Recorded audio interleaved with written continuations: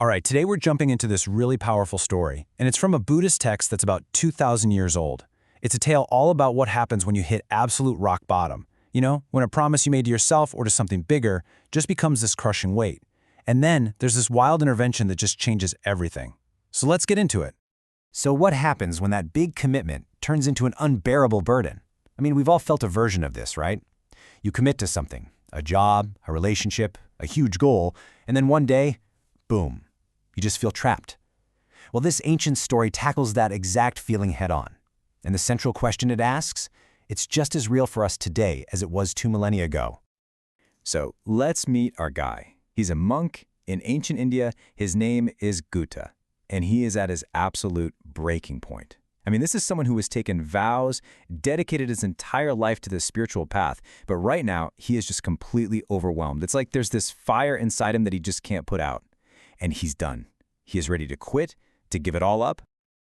So, first up, a monk's crisis. To really get what happens next, you have to understand just how intense this struggle is for Gupta. This isn't just, a bad day or a moment of doubt. No, this is a complete internal collapse. And listen to this, these are his own words, straight from the text. My body is ablaze and my mind is ablaze. I cannot maintain the pure practice. When he says ablaze, he's not being poetic. For him, this is the literal, raw, totally unbearable reality. That path of purity he promised to walk, it feels completely impossible now.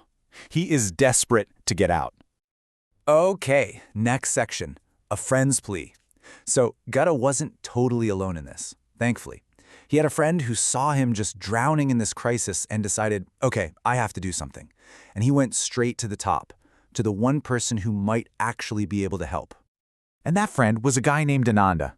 Now, Ānanda wasn't just any monk. He was one of the Buddha's main disciples. And it turns out, he was also Gupta's childhood friend. So you see Gupta here, totally overwhelmed, wanting to quit. And then there's Ānanda, a respected disciple, who's seeking help for his friend. While Gupta is just consumed by this crisis, Ānanda stays cool. He doesn't judge him. He just goes right to their teacher, the Buddha, and basically says, my friend is in serious trouble. You've got to help him. And this leads us to the heart of the story, the Buddha's harsh lesson. The Buddha agrees to see Gupta, but his approach is, well, it's anything but gentle. What's about to happen is basically a kind of spiritual shock therapy.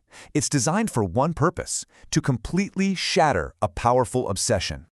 So to fight Gupta's obsession, the Buddha's approach is brutal. I mean, he holds nothing back. He just systematically dismantles the object of Gupta's desire. He doesn't try to reason with him, no. He describes it as something foul and poisonous. He calls it a hook and a chain, a flame that leads straight to hell, a village of thieves, an enemy. This is not a gentle philosophical chat over tea. This is a direct psychological intervention designed to just break the obsession. But then, just as quickly as he tears it all down, the Buddha shifts gears and starts to build Gupta back up.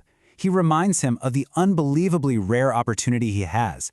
He says, look, a human life is incredibly precious, and encountering a Buddha, that's even rarer.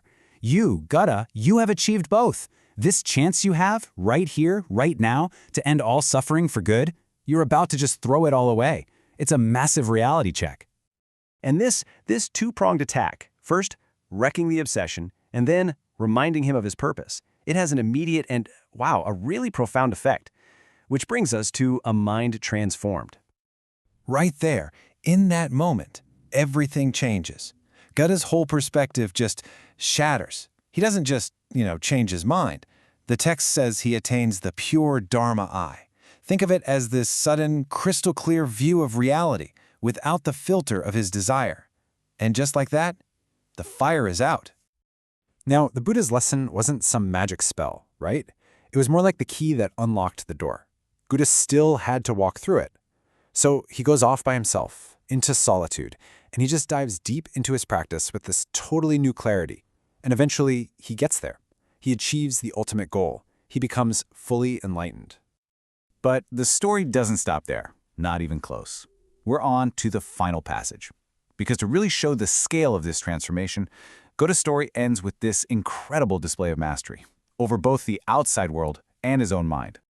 So after everything he's been through, Gupta displays this newfound mastery through a series of what we'd probably call miracles. First, he multiplies his body into many, and then back into one. He passes right through walls and mountains like they're not even there. He walks on water as if it were solid ground. He literally touches the sun and the moon with his hands, and he can even emit smoke and fire from his body. Now, in this tradition, these aren't just cool party tricks. They're meant to be the outward signs of a complete inner freedom. He's mastered reality because he first mastered his own mind. But honestly, the real miracle is what's happening on the inside. He demonstrates this ultimate control over his mind, moving through these incredibly deep states of meditation. He starts in what's called the first jhana, and then ascends through all 4 of them. From there, he enters the formless realms, and then reaches the absolute peak, the cessation of perception and feeling. And after all that, he just calmly returns, step by step, through each state. That effortless control, that is the ultimate proof of his transformation. So, having done it all, having completed the path and shown his mastery, Gupta makes a conscious choice. From this place of perfect stillness, he decides to let go. He enters what's called final nirvana. And that's it, the complete, final end of suffering. It's such a peaceful, deliberate, and really a triumphant end to his journey. And what about his friend Ānanda, the one who started this whole thing by asking for help? He's just left in total awe, and his final thought really sums up the whole story. He says, "How extraordinary! The Buddha's wisdom is so vast that he could save the monk Gupta from the abyss of life and death." Just think about that. A guy who was right on the edge of the abyss was totally saved and guided to the highest state imaginable, all from one teaching. And that, of course, brings the question right back to us, doesn't it? I mean, how do we confront the burning fires in our own minds? Gupta's fire was this all-consuming desire.